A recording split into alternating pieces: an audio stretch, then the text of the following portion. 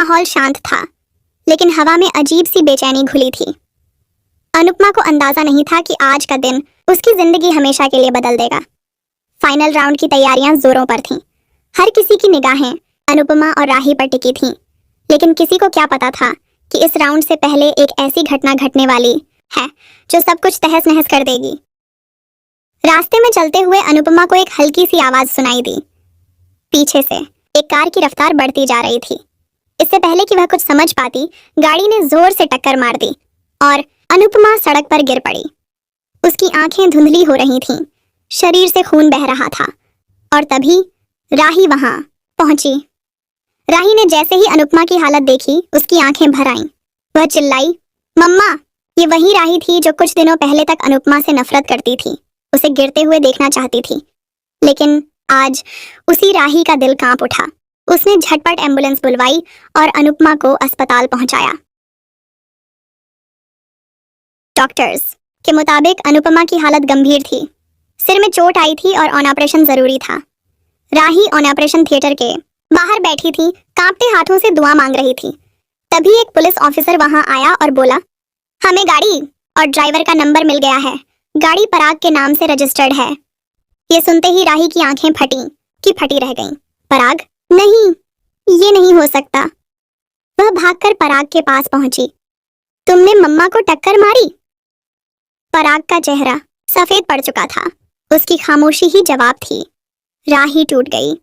तुमने कहा था तुम मुझसे प्यार करते हो और तुमने मेरी माँ को मारने की कोशिश की। पराग ने कांपती आवाज में कहा, मैं बस उन्हें रोकना चाहता था, उन्हें चोट नहीं पहुंचानी थी। सब प्लान के मुताबिक नहीं हुआ। राही का गुस्सा और दर्द अब एक आग बन चुका था। उसने पराग को थप्पड़ मारा और कहा, आज के बाद मेरा और तुम्हारा कोई रिश्ता नहीं। उधर अस्पताल में अनुपमा की सर्जरी चल रही थी, लेकिन उसकी हालत बिगड़ती जा रही थी। डॉक्टरों ने कहा, 3 घंटे अहम है।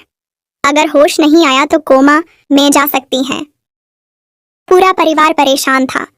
किंजल, समर, पाखी और यहाँ तक कि वनराज भी आंखों में आंसू लिए खड़ा था। राही का दर्द अब पछतावे में बदल गया था।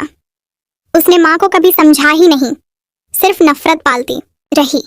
लेकिन आज जब माँ मौत से लड़ रही थी, तब राही का दिल चीख रहा था। उसने अस्पताल के मंदिर में जाकर सिर झुका लिया। भगवान, मेरी मम्मा को बचा लो, मैं सब कुछ ठीक कर दूंगी, बस एक मौका दे दो। तभी एक और शॉकिंग मोड़ आया। डॉक्टर ने कहा, हमें ब्लड की जरूरत है, लेकिन दुर्लभ ग्रुप है AB नेगेटिव। राही चौंकी, ये तो मेरा भी ब्लड ग्रुप है।